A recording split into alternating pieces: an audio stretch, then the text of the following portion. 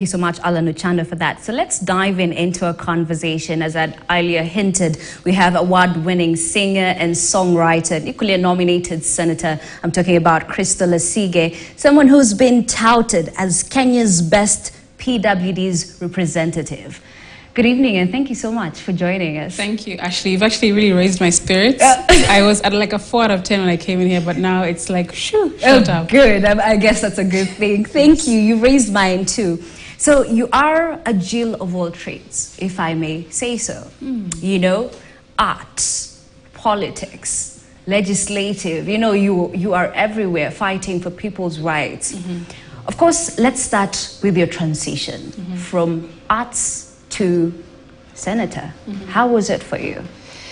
I always say that politics is something that found me. I did not look for it, it just found me. I think that what God has given me is an opportunity to like use my voice for multiple reasons and in multiple areas. And politics was just the next, you know, sort of step, I suppose, in the journey that this colorful journey of mine, because I've, like you said, I've hopped from this sector to that sector, this industry to the next industry.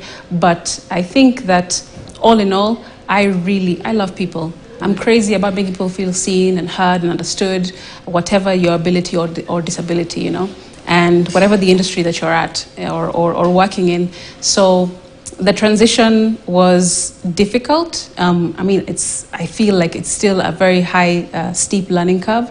But in everything that I'm doing or everything that I've been able to achieve, I think that I have changed people's minds. I'm able to walk into a room or to sit on a table or to contribute in parliament and then change people's minds along the way. Because people, when they look at me at first, they think, oh, you know, how sweet. Like, oh, okay, that's lovely, you're here. But when I contribute, when I open my mouth, whether it's to sing or whether it's to speak or to advocate, etc., people look at me different. And that's actually something that's very dear to me in terms of my legacy, to be able to have changed people's minds in the process of living the truth of who I am. You know, just from you saying that, I remember the video. You actually sung the Senate one day. Was it TLC? Yes. So, of course, that's the first thing that came to mind. But even before we get to that and, you know, Senate and the challenges that you're facing, when you got the news that you're nominated senator, you're not even in the country. How was that? Like, how was that feeling? Describe how you felt. I was in Manchester just doing, you know, what I do, which is disability advocacy. I was speaking at a global leadership conference in Manchester, and I was sat on a particular stage waiting for my turn to go on the stage and speak. And then my phone decided buzzing in my bag. Just buzz, buzz, buzz, buzz, buzz, buzz, buzz. This is, of course, after the gazettement. And I hadn't heard anything for between July and August, even after the elections. The results had been announced. So I was like, oh, okay, cool, I didn't get it. It's fine, you know, I'll just continue my life as normal. So I went to Manchester to do this thing. And then my phone started buzzing. And the lady next to me, her name is Jackie, she was assisting me during the conference. She was like, why is your phone buzzing? Well, can you check your phone? And I was just opening my phone, and I looked, and there were messages, streams of text saying, congratulations, oh my God, I'm so happy for you. And I was like, oh my gosh, I told Jackie, I just became a senator. And she was like, huh? What do you mean? I was like, I don't know either. But that's how it happened. And it felt very surreal. It didn't feel like I was having an actual body experience.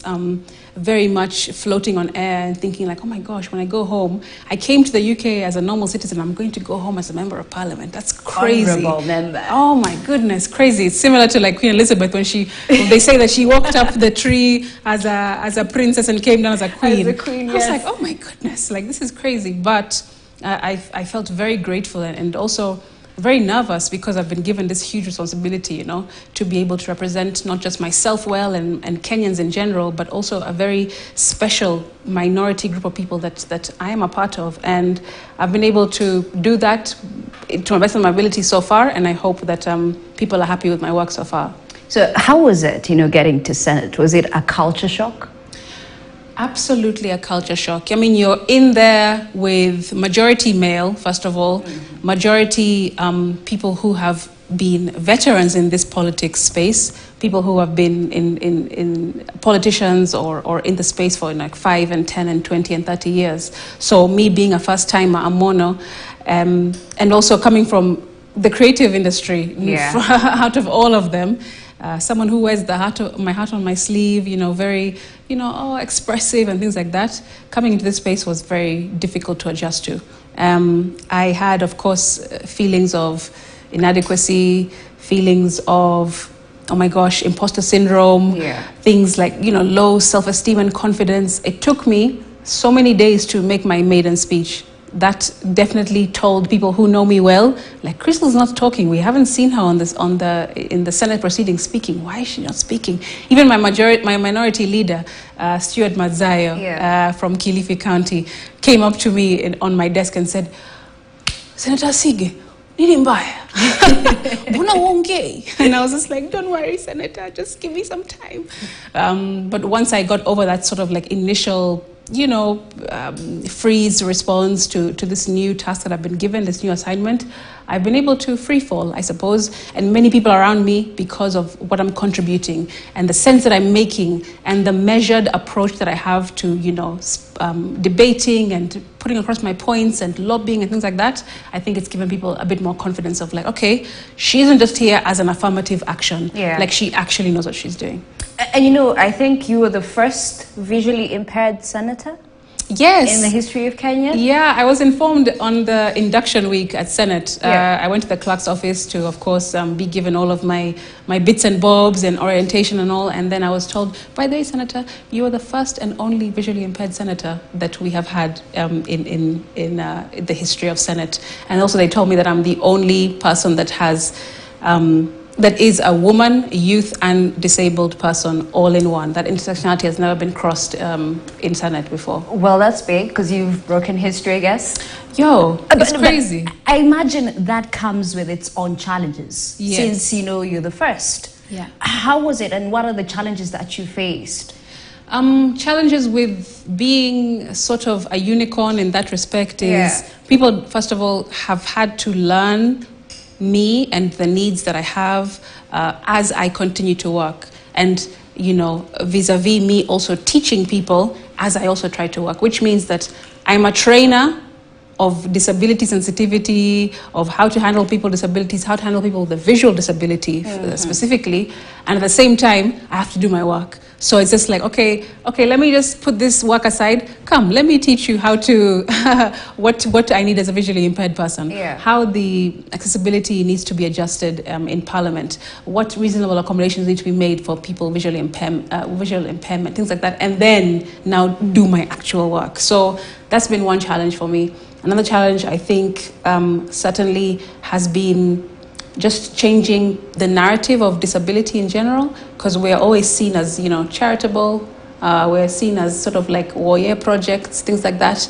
But I didn't want to go in there and perpetuate that stereotype. I wanted to go in there and be like, okay, fine, yes, I have a disability, but that is not the most interesting thing about me. I am here to represent people, I'm here to articulate, I'm here to legislate, and I'm here to, move the needle for the cause of inclusion and equity and diversity. And you say disability is not inability, but having going through everything that you've said you did, it says a lot about our country. We keep on pushing for inclusivity, but are we really there yet? Clearly not.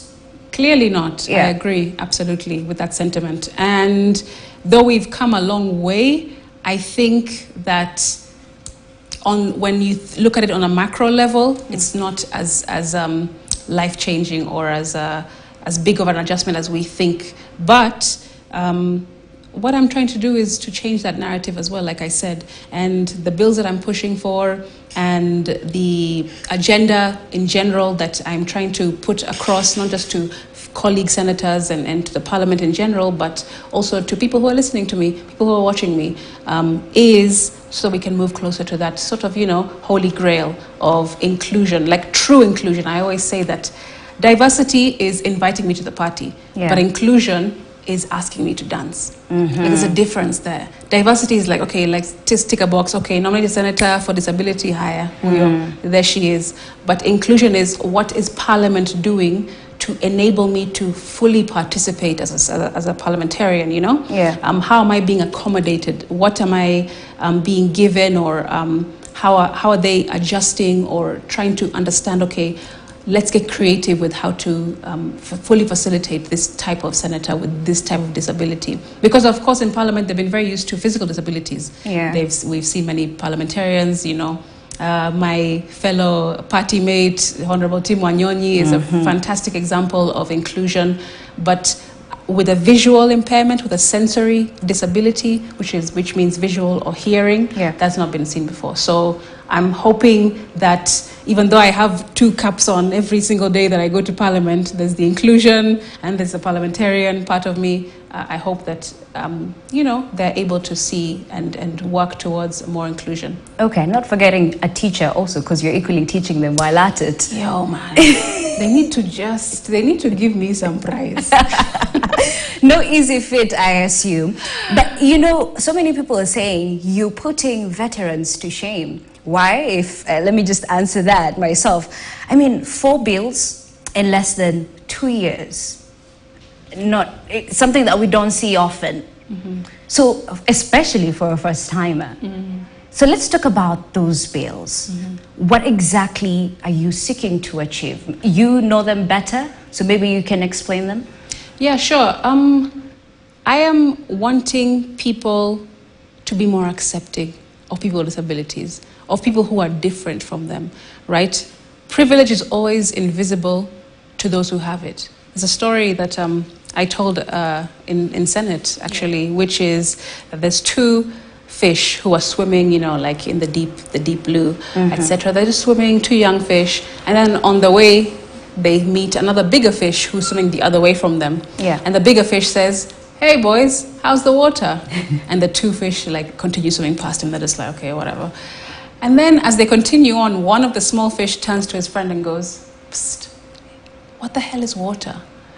Right? And that is just an example of how there are some people in the world who have privilege and understand it and like utilize it, like the big fish. Yeah. They understand what water is, the privilege of being around it, understanding what it is.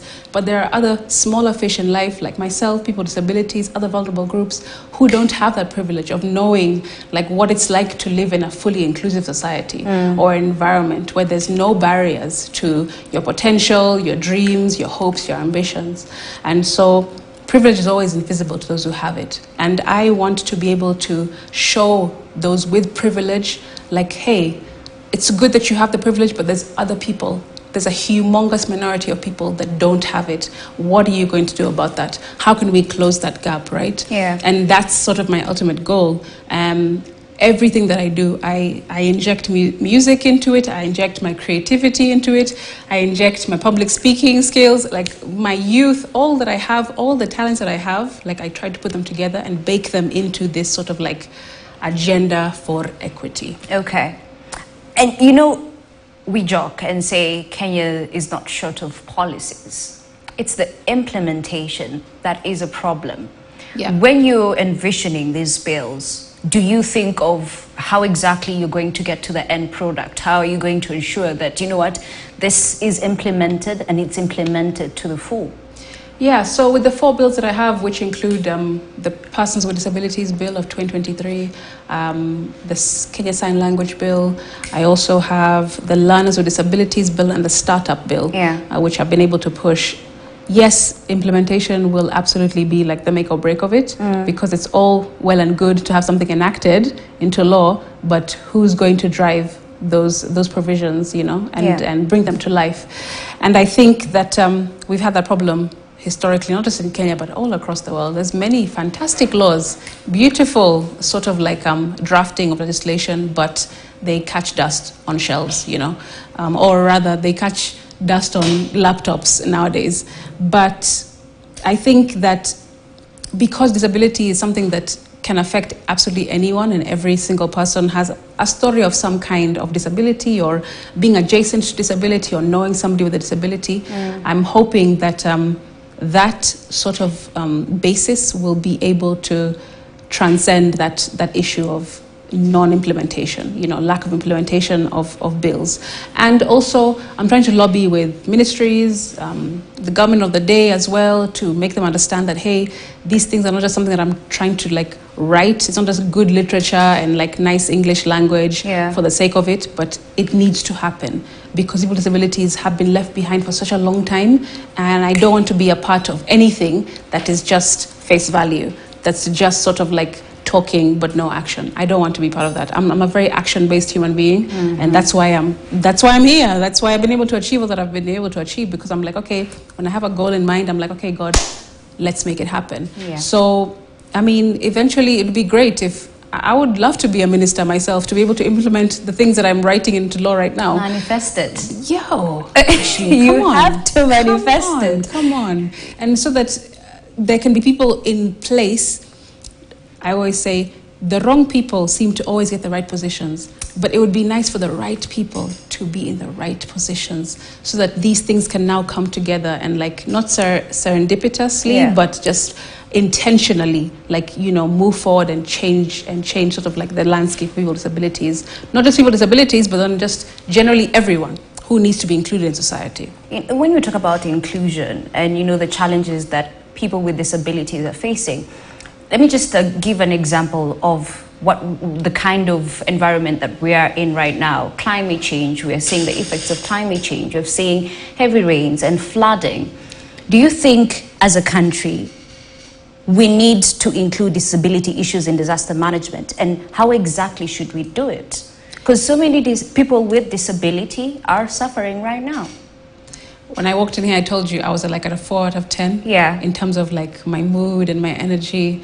It's because I think as a politician who really wears my heart on my sleeve, I'm suffering from some sort of compassion fatigue, because in the last several weeks of the floods, even last year in El Nino, the way my phone rings and the requests that come in from people who are desperate, people with disabilities who are desperate, and I'm just one person.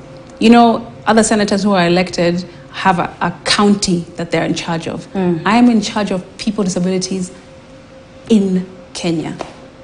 That's the scope of how I'm working, of the work that I'm doing. And so the calls that I get, the needs that are not met of persons with disabilities, especially in this sort of environment of flooding and disaster striking, it's just unfathomable. And I literally sometimes go to sleep crying because I'm I don't know what to do. I can't help everyone. I wish I could. But floods have really affected people with disabilities so hard. And nobody understands this concept of inclusive climate action or disability inclusive disaster management. That's not a concept that has even touched the lexicon of our leaders, unfortunately. And when I stand in Parliament and I talk about these concepts and principles, people ask me afterwards, Asige, what did you say? What does that mean? How do we implement that? Can you explain more to us? And it's a shame that we have to learn on the job, in quotes, while the disaster is happening. And I wish that Kenya and the executive would be more proactive rather than reactive. I always say that. Because people with disabilities are really suffering. In Mayu, people say that the initial alert that came was the huge bang, right? Yes. The big bang that came, people were oh, something is happening. Deaf people had no idea. Had no clue because you can't hear.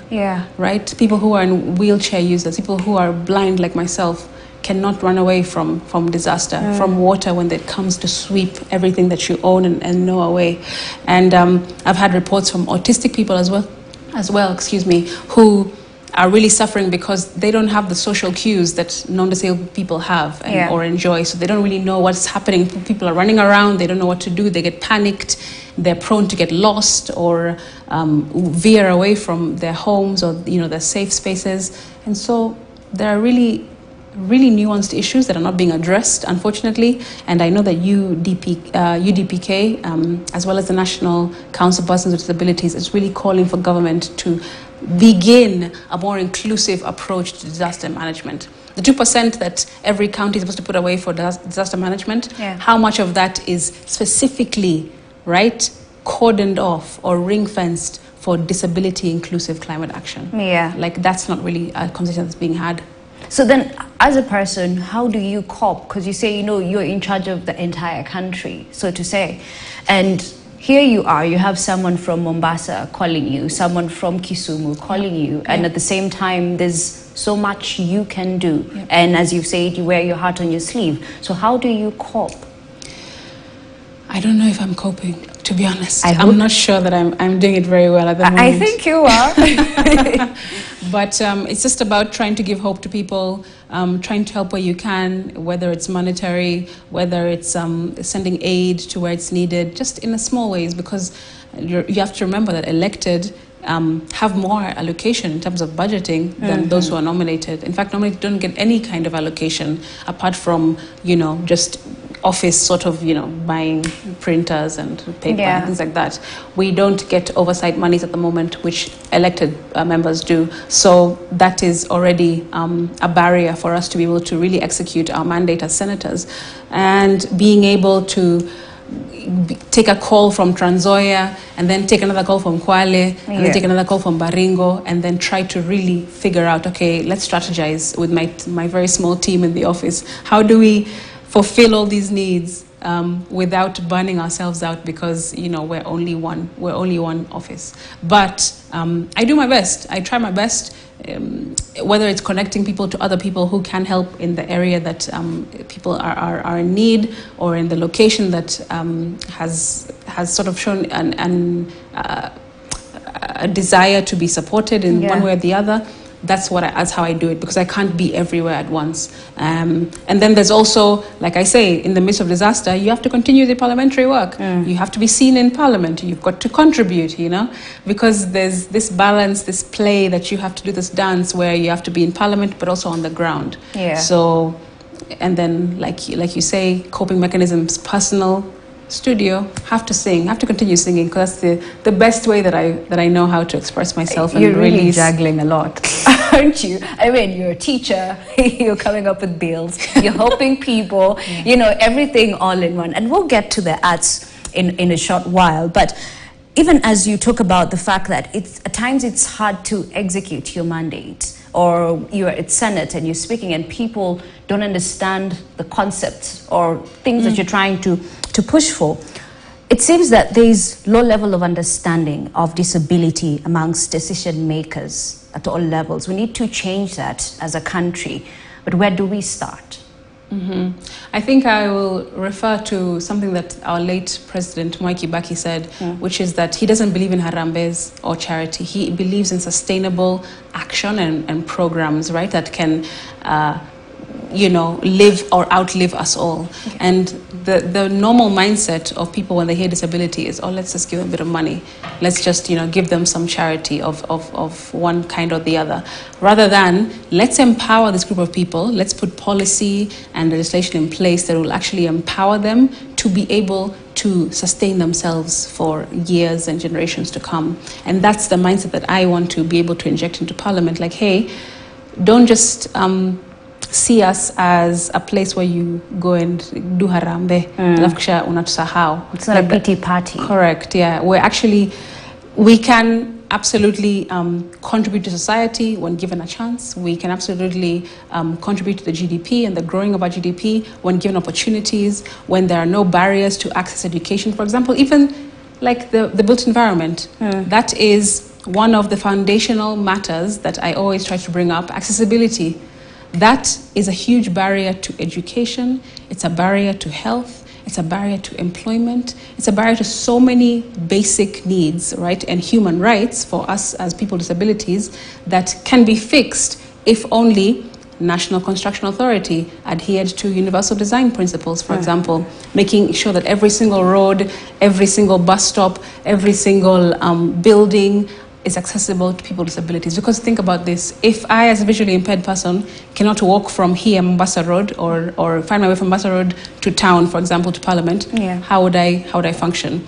Like, we need this kind of thinking, right? Future generational, sort of like forward thinking types of legislators to see like, okay, inclusive transport and mobility will lead to decreased levels of climate, because if we are able to design our streets in a more universal way, people will walk more, they'll cycle more, they'll enjoy those kinds of NMT, non-motorized transport forms, and then that will also affect or assist climate change reduction, and also it'll promote health, and also it'll promote happiness. There's so many things that, you know, like come from into it, correct. And there's a best practice principle that says when you design a space that is conducive to a person with disability, it automatically becomes good for everyone around. If I can move around this KTN building, right, this particular building, as freely and as independently as I can, you can do it as a woman, a child can do it, a man can do it, elderly person can do it, and so we're like the basis, right? Yeah. If you do it good for Crystal, everyone else is happy. Yeah. So why don't we just, you know, adopt that kind of thinking? And I wish that people who are leaders beside me and also ahead of me, and those in the executive who are way above me, would understand that. And Mwai Kibaki, when he put in place the Disability Act in 2003, the only reason, or rather the main promoter of his thinking, was because he acquired disability. That's when he thought, oh my gosh, this is really important. I'm now in a wheelchair as a president of Kenya. Like, I need to be able to have a legislation that supports disability, and that's why it was fast-tracked and enacted. And we cannot wait for every single person to experience disability for us to understand why it's so important, right? Yeah. Yeah. So. I mean, you cannot, unless the shoe fits, you know, you're in someone's shoes, you cannot really get to experience what they're experiencing fully. But with all that been said, do you then think, and please correct me if I'm wrong, that Kenya has failed in having policies and legislations that fully consider and make provisions for persons with disability? I think we're not in a good place, absolutely. Okay. Yeah. Scale I think 1 to 10? In terms of inclusion and equity, we're probably at a 4. Oh, 3.5, really 4. low. I don't think that we're even at average, at par with other nations across the world at all. And the reason is because we always put disability as an other. Like, we'll think about that later. When really disability should be injected into absolutely everything. The way we now are having a push, or we have had it for several years now, the gender conversation. Yeah. Gender should be everywhere. You should think about men and women equitably, right? Together in every single area and industry and socioeconomic sort of, you know, factors. So similarly, disability should also be at the table. Okay, so when we think about the current BPS that's going on, the budget policy statements that National Assembly are considering at the moment, they should think about allocating equitable budgets for disability as well, right? They should be thinking, when we're doing water bills, or we're doing affordable housing bills, or we're doing county allocation or boundaries bills, whatever the bill is, we should always be thinking, as legislators, how will this affect our biggest minority group in the country? Because we're millions. There are millions of us in Kenya. We're the biggest minority group. So every single piece of law should actually have a lens of disability in it, not just as a, oh, Ionia Sige, she'll do that. Like, she'll make that happen.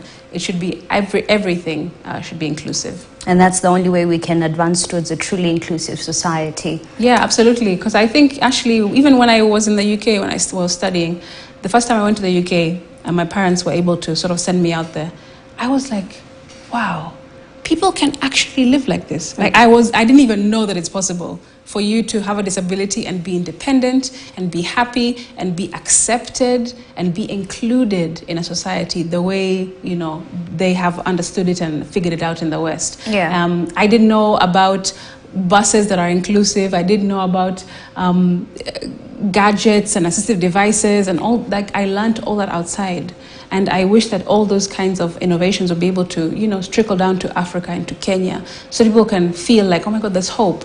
What is happening out there can happen for me too, because that's all that we all want, right? And that's all that makes us wake up in the morning, right? Is hope. Like, okay, today I'm going to be able to do 1, 2, 3. I have hope that my life will be good, or that, you know, there is a light at the end of the tunnel.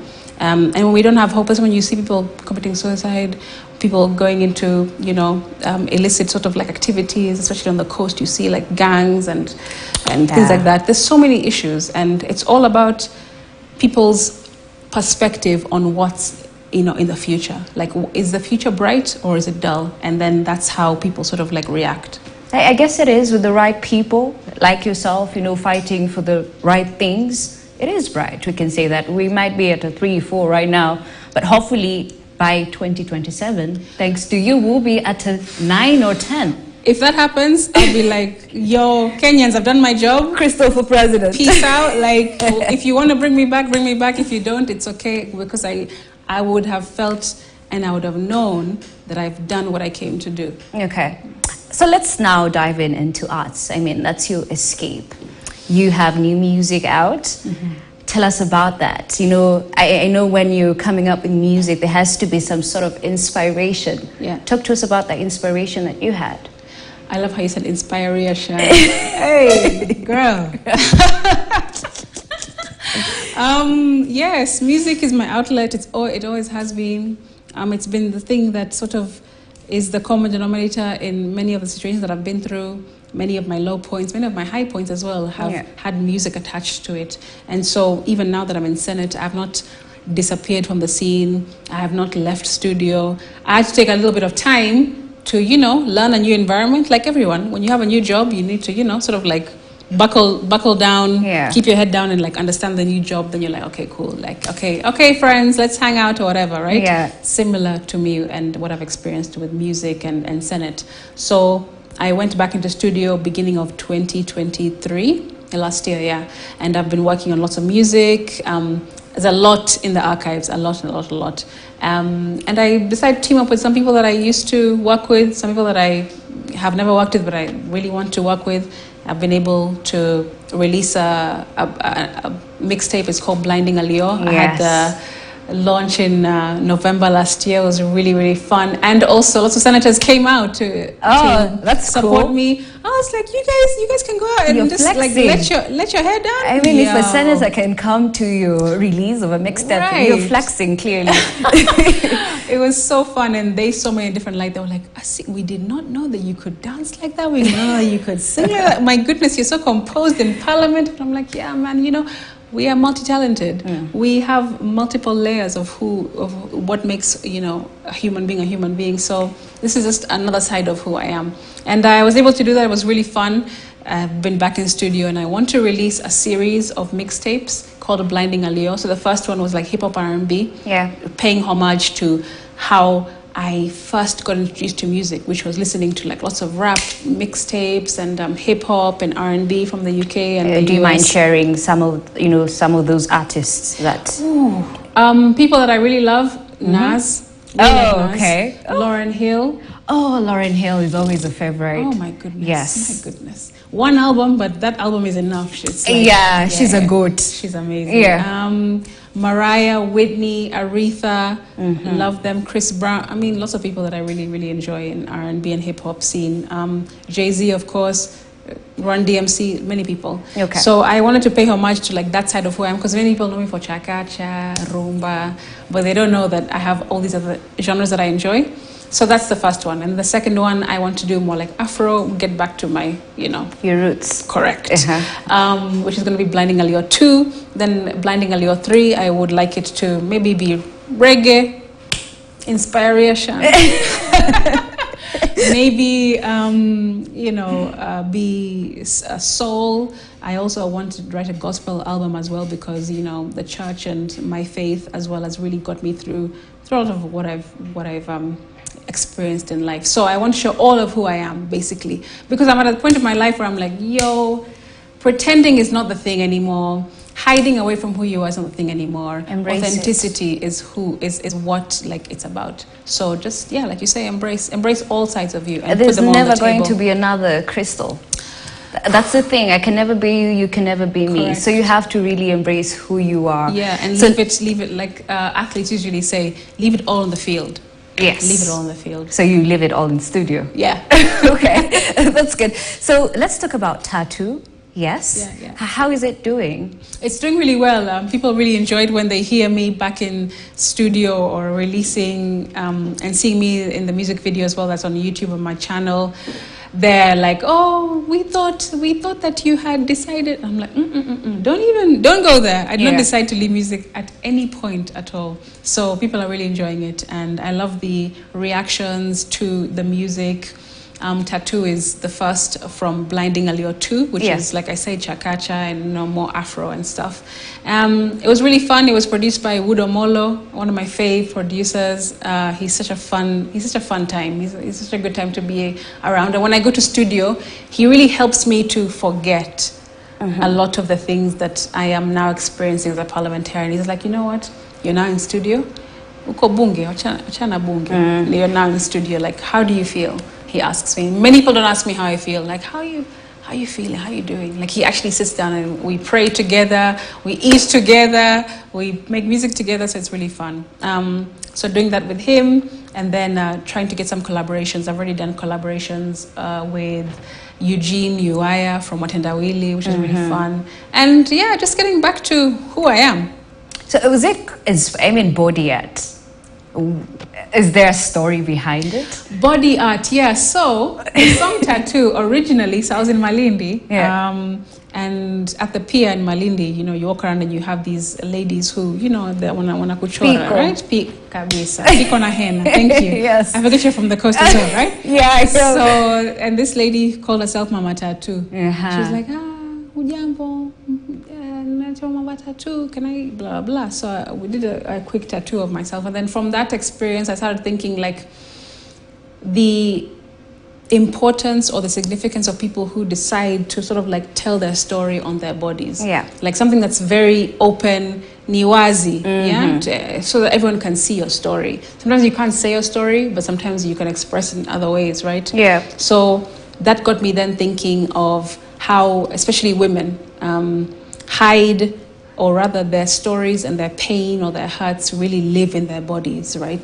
The truth is always in your body and what you've experienced, whether it's scars, whether it's tattoos. And that then got me thinking about the duality of body art. Sometimes it's to show something significant, but also sometimes it's to hide something that's significant. Sometimes you have a scar or a cut or a bruise, and you paint over it and make something new out of it, right? Tell a new story. So that's what it's about, and that's why the first line is, tell your story, philosophia, what you've been through and now who you are. You know, you need to add some vocals into that first line so that we can actually get the full experience, because I cannot sing to save my life.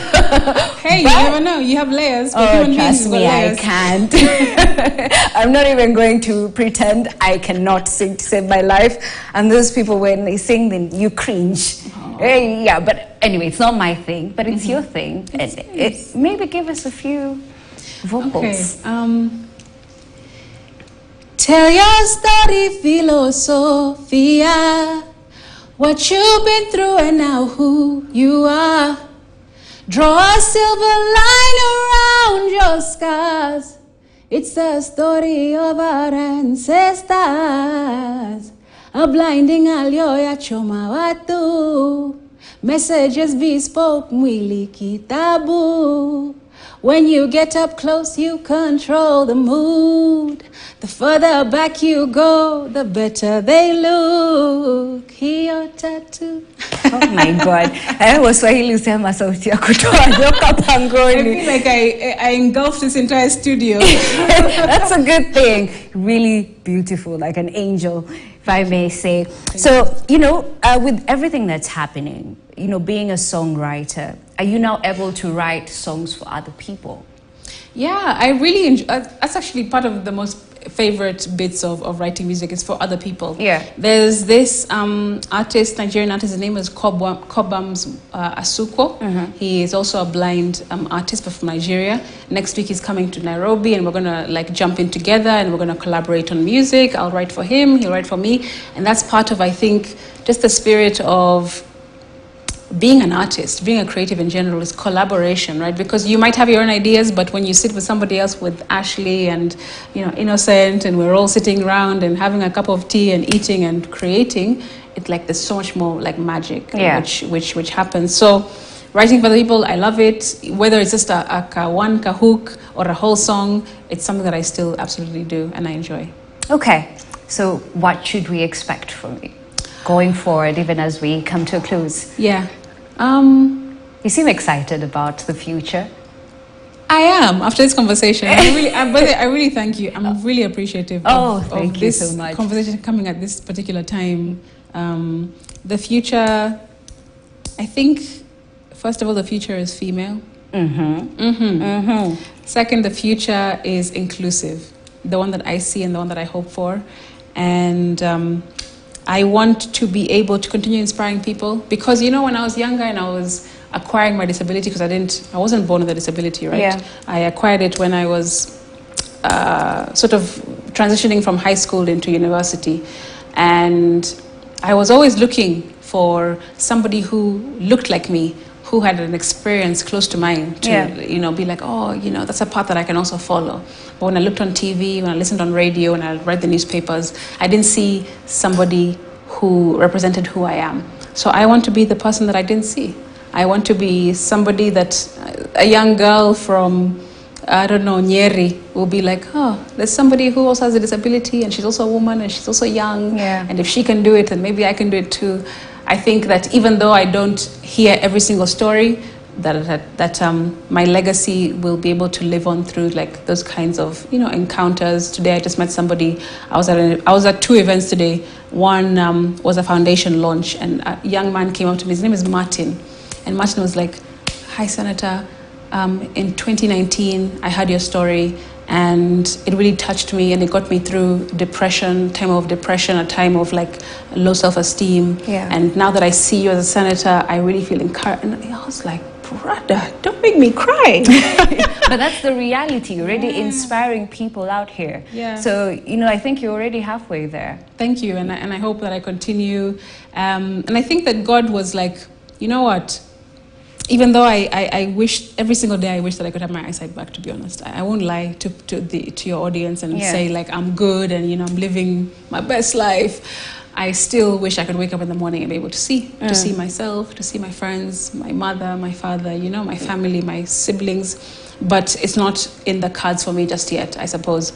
But even as I still wish for a change in my condition or my glaucoma, I still realize that without it, I may not have been here where I am, you know. God has a reason. Correct. It absolutely got me into the national stage or the international stage in music. It got me into the national and international stage in public speaking and advocacy. And now it's got me onto the national international stage of policy making. So without the disability, Raila Odinga would never have seen me and said, that one, let her be the one to represent ODM for people with disabilities. So I understand that, you know, there's two sides of every story. And even though I'm on this side right now, and I enjoy it, and I'm going to exploit it as much as I possibly can, and be able to sort of like do my assignment well, Ashley. Do your assignment well. Still, I would like for one day for God to shine his face upon me and be like, girl, you deserve this kidogo too. Let me give you a little bit. I take 50%. You know what? I'll pray for you. That's the best I can do. And I think that's a really good place to end it. Final thoughts? Final thoughts are, be all you are, be all that you can be. Everything that you have right now is all that you need, is what I would say to people, and what I encourage myself with all the time. Everything you have right now is what you need right now. Yeah. And the world needs your gift as much as you need to give it. So. Thank you so much. Honestly, I'm so honored to have had this conversation. I utterly enjoyed it to the fullest. So thank you so much. Well, that is award-winning singer and songwriter, equally nominated Senator Crystal Asige. And that's how we wrap things up here on KTN Prime. I hope you've learned a thing or two and you're going to play your part towards achieving a truly inclusive society in our country. I'm Ashley Mazuri. Have a good night and enjoy your holiday tomorrow.